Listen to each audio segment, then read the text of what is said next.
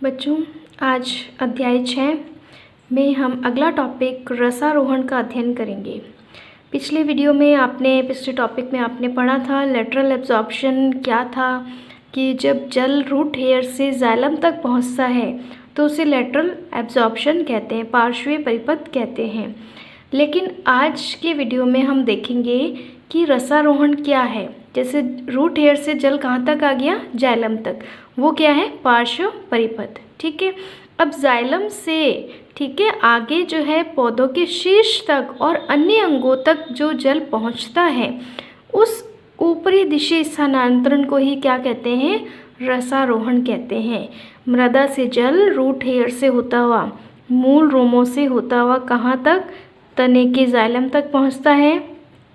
ठीक है, तने के जाइलम तक पहुंचेगा और तने से जो है कहाँ तक जाएगा, पत्तियों तक जाएगा, एकदम शीर्ष तक जाएगा।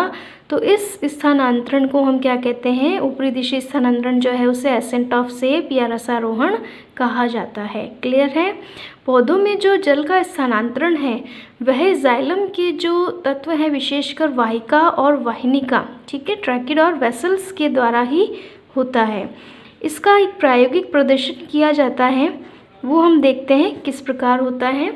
जैसे सबसे पहले हम क्या लेंगे, एक बालसम जो पौधा है, बालसम नाम का पौधा है, उसको हम लेंगे, उसकी रूट को हम काट देंगे। ठीक है, और उसे एक बीकर में या किसी बर्तन में हम रख देंगे, उसमें पानी भर देंगे और पानी के साथ उसमें हम डालेंगे एक अभिरंजक। ठीक है, अभिरंजक इसमें डालेंगे हम सैफ्रोनिन। यहाँ हमने डाल दिया सैफ्रोनिन, जो कि उत्तकों को अभिरंजित करता है। तो अब इस प्लांट को हम कितनी देर तक रख देंगे, 2 घंटे तक कम से कम रख देंगे। ये इसकी लीव्स है। इसके द्वारा प्रयोग के द्वारा हम ये अध्ययन कर रहे हैं कि जो वाटर का एब्जॉर्प्शन है उसमें कौन से जो पादप के उत्तक हैं वो उसके द्वारा पानी का जो है स्थानांतरण होता है। ठीक है, इसको हमने क्या रख दिया, 2 घंटे के लिए रख दिया। सैफ्रोनिन लाल रंग का एक अभिरंजक होता है जो कि लिग्निन युक्त उत्तक जो है, जाइलम के लिग्निन युक्त उत्तक होते हैं, वाहिका और वाहिनिका, उनको अभिरंजित करने का कार्य करता है। तो 2 घंटे रखने के पश्चात तब तक रखेंगे जब तक इसकी पत्तियों में जो शिराएं हैं वो रेड कलर की यहाँ पर दिखाई देने ना लग जाए। ये जो शिराएं हैं ये यहाँ पर रेड कलर की दिखाई देने लगती हैं। ठीक है, अब इसको निकाल के इसका जो है अनुप्रस्थ काट, इसके तने का हम अनुप्रस्थ काटेंगे तो हमें ये टिश्यू दिखाई देंगे इस प्रकार से। बीच में ये जाइलम होगा और जाइलम पूरे जो इसके तने का जो टीएस है उसमें से केवल जाइलम ही ऐसा उत्तक होगा जिसमें ये सैफ्रोनिन या लाल रंग का ये अभिरंजित हुआ दिखाई देगा। मतलब जो रेड कलर का पानी है पूरे प्लांट में ये गमन करेगा, स्थानांतरित होगा और वहाँ ये रेड कलर अपना देगा जिस मार्ग से ये गया है। तो यहाँ पर ये पुष्टि हो गई कि जाइलम यहाँ पर रेड कलर का हमने पाया। तो इस प्रयोग से क्या स्पष्ट हो गया कि पादपों में रसारोहण केवल जाइलम उत्तकों के द्वारा ही होता है। क्लियर है बच्चों। अब आगे के टॉपिक में हम देखेंगे रसारोहण की क्रियाविधि क्या है। मतलब कि जाइलम से रूट हेयर से जो जाइलम तक वाटर गया है, अब जाइलम से जो है पत्तियों तक वाटर जो है वो किस मैकेनिज्म के द्वारा कैसे जाता है, इसके संबंध में जो है 3 थ्योरीज दी गई हैं। फर्स्ट है जैव बल सिद्धांत, वाइटल फोर्स थ्योरी, दूसरी है मूल दाब सिद्धांत, रूट प्रेशर थ्योरी, और तीसरी है भौतिक बल सिद्धांत, फिजिकल फोर्स थ्योरी। ठीक है, अब ये थ्योरी जो है अलग अलग है, इनमें क्या क्या जो है साइंटिस्ट ने क्या क्या बातें कही हैं वो हम देखते हैं। जैसे सबसे पहले है जैव बल सिद्धांत। जैसे नाम से स्पष्ट है, जैव बल यानी इसमें जो बल क्रिएट होता है, जो फोर्स क्रिएट होता है वो किन कोशिकाओं में होता है, केवल और केवल जैविक, ठीक है, जैव यानी जीवित कोशिकाओं में ही होता है। तो इस सिद्धांत के अनुसार पौधे में रसारोहण तने की जीवित कोशिकाओं में ही होने वाली क्रियाओं के कारण उत्पन्न जैव बलों के द्वारा, ठीक है, इसमें जो है जैव बलों के द्वारा जो है फोर्स उत्पन्न होता है जीवित कोशिकाओं में और उसके द्वारा जो है रसारोहण की क्रिया होती है। इस सिद्धांत में यही बताया गया है। तो इस सिद्धांत से रिलेटेड 2 थ्योरीज और हैं जो कि वाइटल फोर्स के सिद्धांत पर ही बेस्ड हैं। तो वो क्या है, फर्स्ट है इसमें रिले पंप थ्योरी। ठीक है, रिले पंप थ्योरी। तो ये थ्योरी जो है इसमें सबसे पहले तो आपको याद रखना है किसने दी थी, गोडलेवस्की ने दी थी। ये क्वेश्चन यहीं से एक पुटअप होता है कि रिले पंप थ्योरी जो है किसके द्वारा दी गई है, गोडलेवस्की साइंटिस्ट ने दी थी। क्लियर है। अब रिले पंप जो थ्योरी है, जैसे इसमें रिले पंप जो होता है उसका मतलब होता है कि जैसे एक कोई रेस हो रही है, उसमें एक ने बॉल जो है दूसरे के हाथ में दी, दूसरे ने आगे उसको तीसरे के हाथ में दी, तीसरे ने आगे चौथे के। तो इस तरह से जो है वो बॉल जो है एक से लेकर के, कैंडिडेट से लेकर के जो है आगे से आगे पास आउट होती रहती है। तो उसी प्रकार इसमें होता है। इसमें क्या होता है, इस सिद्धांत के अनुसार जो जाइलम मृदुतक और मज्जा किरणें, यानी कि जो जाइलम की जो जीवित कोशिकाएं हैं, जाइलम उत्तक में 4 जो है वो घटक पाए जाते हैं, 2 इसमें डेड होते हैं, वाहिका और वाहिनिकाएं, और जो जीवित है वो कौन है, जाइलम मृदुतक और इसकी मज्जा किरणें। इन जीवित कोशिकाओं में परासरण दाब में आवर्ती परिवर्तन होते हैं। जैसे इसको एक एग्जाम्पल से समझते हैं, जैसे मान लो यहाँ पर 3 कोशिकाएं हैं, ठीक है, फर्स्ट, सेकंड और थर्ड। तो यहाँ पर जो है वाटर क्या गया, इस कोशिका ने इसको दे दिया। अब सेकंड जो कोशिका है इसने अपना वाटर किसको दे दिया, इस थर्ड कोशिका को। ठीक है, ये कैसे होता है, ये होता है ऑस्मोटिक प्रेशर में परिवर्तन के कारण। जैसे मान लो ये 2 कोशिकाएं हैं, इसका ऑस्मोटिक प्रेशर क्या है, कम है, जबकि इसका ऑस्मोटिक जो प्रेशर है, परासरण दाब जो है वो अधिक है। तो पानी जो होता है वो कम ऑस्मोटिक प्रेशर से अधिक ऑस्मोटिक प्रेशर की ओर गमन करता है, ये आपने पिछले अध्याय में पढ़ा था। तो यहाँ पर जो नीचे वाली कोशिका है जिसका ऑस्मोटिक प्रेशर कम है, तो यहाँ से वाटर कहाँ जाएगा, ऊपर की तरफ जाएगा। इस तरह से अब इसके ऊपर जो कोशिका होगी, अब इस कोशिका जो सेकंड है, इस कोशिका का ऑस्मोटिक प्रेशर क्या हो जाएगा, पानी आने की वजह से कम हो जाएगा, और इससे जो ऊपर स्थित कोशिका है उसका ऑस्मोटिक प्रेशर क्या होगा, इससे अधिक होगा। इस प्रकार क्या होगा, एक कोशिका से दूसरी कोशिका में जो परासरण दाब में आवृत्ति परिवर्तन होते हैं उसके कारण जो है वाटर जो है ऊपर की ओर गमन करता है। समझ आ गई ये थ्योरी, रिले पंप थ्योरी है, गोडलेवस्की ने दी थी। और जीवित कोशिकाओं में परासरण दाब में आवृत्ति परिवर्तन के कारण रसारोहण होता है, ये इन्होंने बताया था। क्लियर है। दूसरी जैविक बल जो सिद्धांत है उससे संबंधित एक थ्योरी और है, जो है स्पंदन सिद्धांत, पल्सेशन थ्योरी। ये याद रखना है आपको, ये थ्योरी दी थी जेसी बोस ने। ठीक है, सर जेसी बोस ने ये थ्योरी दी थी। यहाँ पर भी ये क्वेश्चन पुटअप होता है। और दूसरा क्वेश्चन यहाँ से ये बनता है कि इन्होंने अपनी थ्योरी किस प्लांट पे दी थी। इन्होंने जो अपनी थ्योरी है वो दी थी डेस्मोडियम गायरेंस, इंडियन टेलीग्राफ प्लांट। ठीक है, इसका कॉमन नेम है इंडियन टेलीग्राफ प्लांट और इसका बॉटनिकल नेम है डेस्मोडियम गायरेंस। तो ये बच्चों आपको याद रखना है अच्छे से। इन्होंने क्या बताया था, इन्होंने बताया कि जो रूट की, जो वलकुट की जो सबसे आंतरिक परत है, जो कि एंडोडर्मिस के जस्ट बाहर स्थित होती है, उसमें नियमित जो है लयबद्ध पल्सेशन होते हैं, स्पंद होते हैं। पल्स आपने सुने होंगे, ठीक है, फिजिक्स में। तो वैसे जो है पल्स इसमें उत्पन्न होते हैं, कहाँ पर, वलकुट की सबसे भीतरी परत जो कि एंडोडर्मिस के जस्ट बाहर होती है। तो उसमें लयबद्ध स्पंदन से जो है वाटर जो है अंदर की तरफ जाता है, यानी उसका रसारोहण होता है। तो ये इन्होंने अपनी थ्योरी में बताया था। लेकिन ये दोनों जो थ्योरी हैं हर प्लांट्स में नहीं होती है, डेस्मोडियम गायरेंस में ही स्पंदन सिद्धांत फॉलो होता है और किसी प्लांट में ऐसा नहीं देखा गया। तो ये थ्योरी जो है वो सक्सेसफुल नहीं है। अब वाइटल फोर्स थ्योरी के बाद हम सेकंड थ्योरी पढ़ेंगे, रूट प्रेशर थ्योरी। ठीक है, मूल दाब सिद्धांत। देखो क्या होता है, जो जाइलम उत्तक है, ठीक है, उसके जाइलम के वाहिका, वाहिनिका, ये सारे इसमें टिश्यू पाए जाते हैं। तो इसके साथ जो पैरेन्काइमेटस कोशिकाएं लगी होती हैं, मृदुतकीय जो जाइलम मृदुतकीय कोशिकाएं हैं वो लगी होती हैं। जब उनमें क्या आता है, पानी आता है, ठीक है, वाटर जब इसके अंदर आता है तब ये क्या होंगी, स्फीत होंगी, फूलेंगी। तो इनकी कोशिका भित्ति कैसी होती है, लचीली होती है। लचीली प्रकृति होने के कारण इसके ऊपर भी जो है फूलने की वजह से कोशिका भित्ति पर भी प्रेशर क्रिएट होगा। ठीक है, तो ये तनाव जो है जब उसकी कोशिका भित्ति पर उत्पन्न होता है तो उत्पन्न होने से ये और ज़्यादा फूलती है, जिसकी वजह से ये वापस अपनी पुनः स्थिति में आने का प्रयास करती है। जब ये पुनः अपनी वापस स्थिति में आएगी तो इस क्रिया में क्या होता है, जो कोशिका के अंदर इस मृदुतकीय कोशिका के अंदर जो द्रव है, ठीक है, उसमें एक धनात्मक दाब उत्पन्न होता है। धनात्मक दाब उत्पन्न होता है जिसके फलस्वरूप जो द्रव है इस कोशिका से जाइलम की वाहिका में चला जाता है। ठीक है, प्रेशर जब इसमें क्रिएट होगा, फोर्स जब इसमें होगा, तो ये पानी या द्रव जो भी है इसमें वाहिका में आ जाता है और वाहिका में तब तक आता रहता है जब तक इसमें एक और प्रेशर क्रिएट ना हो जाए। ठीक है, यानी इसमें द्रव, वाहिका में द्रव आने पर इसमें भी एक फोर्स उत्पन्न हो जाता है और उसी फोर्स को कहते हैं रूट प्रेशर या मूल दाब।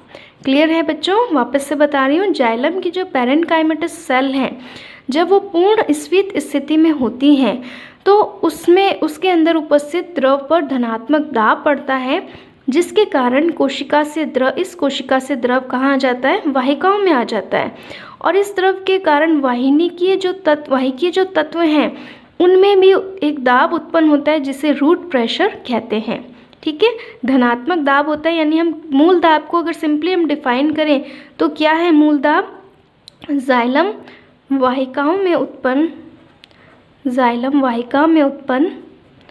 धनात्मक दाब है। पॉजिटिव जो है धनात्मक दाब ही क्या कहलाता है? मूल दाब कहलाता है। ये जो है इसको मैनोमीटर से मापा जाता है। रूट प्रेशर को किससे मापा जाता है? मैनोमीटर से। तो ये भी याद रखना, ये भी क्वेश्चन बन सकता है। और इस किसी भी पादप में जो है इसका मान कितना होता है? 2 वायुमंडल होता है, 2 एटमॉस्फेयर होता है। उससे ज़्यादा किसी भी प्लांट में ये देखा नहीं गया है। तो 2 एटमॉस्फेयर दाब जो होता है, इस प्रेशर की वजह से पानी जो है कितनी हाइट पर चढ़ सकता है? केवल 20 मीटर ऊंचाई तक ही यह जल को चढ़ाने के लिए पर्याप्त होता है। लेकिन जो ऊंचे काष्ठीय वृक्ष हैं वो तो 20 मीटर से ऊंचे होते हैं, तो उनमें जो प्रेशर चाहिए होगा पानी ऊपर चढ़ाने के लिए तो वो कितना चाहिए होगा? लगभग 12 एटीएम चाहिए होगा। लेकिन इतना रूट प्रेशर किसी भी प्लांट में नहीं देखा गया है। तो ये थ्योरी भी क्या है? सीमित महत्व की है। और दूसरी बात, जो जिम्नोस्पर्म है उसमें मैं याद दिला दूं, वाहिकाएं नहीं पाई जाती हैं। तो वाहिकाएं नहीं होंगी तो मूलदाब भी नहीं होगा। फिर भी मूलदाब नहीं होने के कारण फिर भी जो है जिम्नोस्पर्म में वाटर ऊपर चढ़ता है, यानी रसारोहण की क्रिया उसमें होती है। तो इसमें आप देख सकते हैं कि जब उसमें मूलदाब ही नहीं है और फिर भी वाटर चढ़ रहा है तो केवल मूलदाब ही रसारोहण की क्रिया के लिए उत्तरदायी नहीं है। क्लियर है बच्चों ये टॉपिक भी? किसी भी प्लांट में हम मूल दाब को मेज़र भी कर सकते हैं। जैसे आप डायग्राम में देख रहे हैं कि ये पॉट में एक जो है स्टैम लगा हुआ है, इसकी ऊपरी जो सतह है उससे जो है वो द्रव बाहर आ रहा है। ठीक है, यदि इस पे हम एक कैपिलरी लगा दें रबर ट्यूब की सहायता से तो रूट प्रेशर के कारण क्या होगा? वो वाटर कैपिलरी में जाएगा। ठीक है, अब इसमें अगर हम मैनोमीटर इससे पता लग जाएगा हमें कि अगर कैपिलरी में वाटर आ रहा है, इट मीन्स क्या यहाँ पर क्रिएट हो रहा है? मूल दाब जो है, रूट प्रेशर क्रिएट हो रहा है, जिसकी वजह से कैपिलरी में वाटर जा रहा है। ठीक है, अब इसका हम वैल्यू अगर निकालना चाहें कि कितना जो है इसमें रूट प्रेशर आया है तो इसके लिए हमें मैनोमीटर यहाँ पर इसको जोड़ देंगे। तो इससे मेज़रमेंट भी हो जाएगा कि किसी प्लांट में जो है कितने एटीएम जो है रूट प्रेशर इसमें उत्पन्न हुआ है। बच्चों, तीसरी इम्पॉर्टेंट थ्योरी है फिज़िकल फोर्स थ्योरी, भौतिक बल सिद्धांत। ठीक है, बहुत ही इम्पॉर्टेंट थ्योरी है इस चैप्टर में, सबसे इम्पॉर्टेंट टॉपिक है ये। तो सबसे पहला क्वेश्चन यही बनता है कि ये थ्योरी किसने दी थी? ठीक है, इसके साइंटिस्ट का नाम ध्यान रखना है। ये थ्योरी दी थी डिक्सन एंड जॉली ने। क्लियर है? भौतिक बल सिद्धांत जो है सबसे प्रमुख और सर्वमान्य सिद्धांत है। अभी तक जितनी भी आपने थ्योरी पढ़ी, जैव बल और मूल दाब सिद्धांत, ये सारी थ्योरीज में कुछ लिमिटेशंस थी। ठीक है, इतनी वैलिड नहीं थी।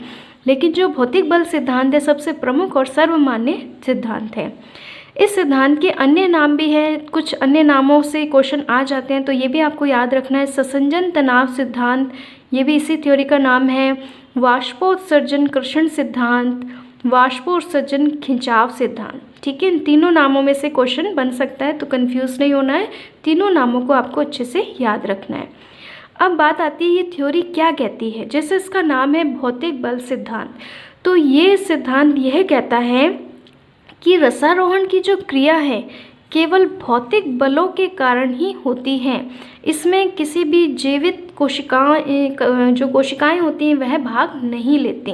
जीवित कोशिकाओं का कोई रोल नहीं होता है, केवल और केवल ये भौतिक बलों के कारण ही रसारोहण की क्रिया संपन्न होती है। वो भौतिक बल जो है इसमें 4 प्रकार के बताए गए हैं।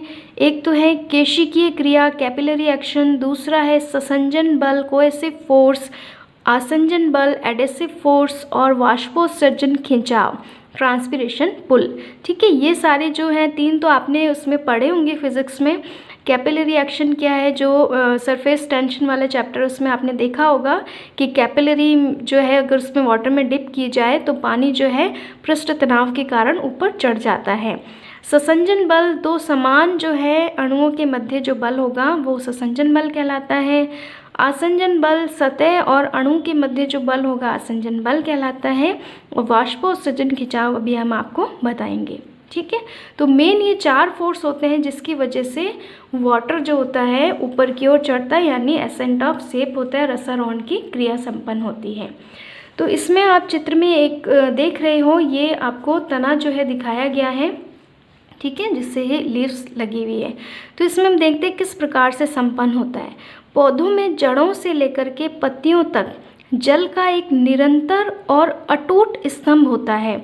इसे जल स्थैतिक प्रणाली या हाइड्रोस्टैटिक सिस्टम कहते हैं। ठीक है, सबसे पहले इसमें क्या होता है, जल वाष्प जो है पत्तियों से जो वाष्पोत्सर्जन पृष्ठ है, यहाँ से जल की वाष्प के रूप में हानि होती है, जिससे शिराओं में क्या होता है, एक तनाव उत्पन्न होता है। यहाँ पर मान लो जिस एरिया से पानी जो है बाहर की ओर कमी होगी तो ये अपने पास वाली कोशिका से पानी लेगी, और पास वाली कोशिका में जब वाटर जो है इधर चला जाएगा तो इसके खुद के जो है वो उसमें कमी हो जाएगी, फिर ये अपने आसपास के एरिया से जो है पानी लेगी। इस तरह से एक खिंचाव जो है एक कोशिका से दूसरी कोशिका में वाटर को लेकर के खिंचाव जो है एक उत्पन्न हो जाता है। ठीक है, तो इसी को ही क्या कहते हैं, वाष्पोत्सर्जन खिंचाव या ट्रांसपिरेशन पुल कहा जाता है, जो कि इसकी सरफेस से ट्रांसपिरेशन के कारण एक फोर्स जो है, एक टेंशन जो है, तनाव उत्पन्न होता है। तो इस तनाव की वजह से जो जल है वो एक चेन के रूप में जो है ऊपर की ओर खींचता है। तो यहाँ पर जो इसके नीचे की तरफ है, जो स्तंभ है, उसके नीचे के एरिया में क्या होता है, जाइलम की वाहिकाएं, उनका व्यास क्या होता है, कम होता है। कम होने के कारण जो है कि एक तरह से कैपिलरी की तरह कार्य करती हैं, और इसमें कैपिलरी एक्शन के दौरान जो है पानी जो है वो ऊपर की ओर चढ़ेगा, जल जो है पृष्ठ तनाव के कारण ऊपर चढ़ता है। तो इसे हम क्या बोलेंगे, कैपिलरी एक्शन या जो है कोशिकीय क्रिया बोलेंगे। इसकी वजह से पानी कहाँ चढ़ा, इन वाहिकाओं में चढ़ गया। अब जो वाटर के मॉलिक्यूल्स हैं, जो जल के अणु हैं, समान जल के जो अणु हैं, उनमें क्या पाया जाएगा, आकर्षण बल पाया जाएगा। ठीक है, जिसकी वजह से क्या रहेंगे, वो एक दूसरे से चिपके हुए रहेंगे, एक चेन सी बन जाएगी इसमें। इसे क्या कहते हैं, ससंजन बल कहते हैं। तीसरा, इसमें जो वाहिकाओं की भित्ति है और जो जल के अणु हैं, इन दोनों के मध्य भी एक आकर्षण पाया जाएगा, जिसे क्या कहेंगे, एडेसिव फोर्स या आसंजन बल कहेंगे, जिसकी वजह से भी ये वाटर के जो मॉलिक्यूल्स हैं वो वाहिका की वॉल से चिपके रहेंगे। तो इस तरह से एक जो है पूरा जल स्थैतिक प्रणाली जो है इसमें उत्पन्न हो जाएगी, एक वाटर का जो है पूरा स्तंभ इसमें पाया जाएगा। ये जो ससंजन बल है और जो आसंजन बल है, इनकी वजह से जो है जो जल का स्तंभ है वह टूटता नहीं है, ऊपर की ओर ये खींचता चला जाता है। तो इस प्रकार डिक्सन और जॉली ने इस सिद्धांत में ये समझाया कि वाष्पोत्सर्जन से जो उत्पन्न तनाव है और जल के अणुओं में जो व्याप्त जो आसंजन बल है, ससंजन बल है, ठीक है, उनके कारण पादपों में जल नीचे से शीर्ष की ओर निष्क्रिय रूप से चढ़ता है, यानी अपने आप। जो निष्क्रिय अवशोषण आपने पढ़ा था उसमें कारक कहाँ मौजूद थे अवशोषण के, यहीं वायवीय एरिया में। ठीक है, तो इसमें निष्क्रिय रूप से बिना किसी ऊर्जा की खपत हुए हुए ये ऊपर की ओर चढ़ता है। और किन की मदद से चढ़ता है, ये जो फोर्स आपने पढ़े, ठीक है, वाष्पोत्सर्जन खिंचाव, आसंजन बल, ससंजन बल और कैपिलरी एक्शन, इन फोर्सेस की वजह से वाटर की एक चेन बनी रहती है और अटूट स्तंभ ये जो है ऊपर की ओर बढ़ता रहता है। न ही इसमें जीवित कोशिकाओं का योगदान होता है, न ही कोई ऊर्जा व्यय होती है। तो ये रसारोहण की जो संपूर्ण प्रक्रिया है इन्हीं भौतिक बलों के द्वारा संचालित होती है, यही डिक्सन और जॉली ने समझाया था। क्लियर है बच्चों, ये टॉपिक बहुत ही इम्पॉर्टेंट है, इसलिए बिल्कुल अच्छे से इसको तैयार कर लेना।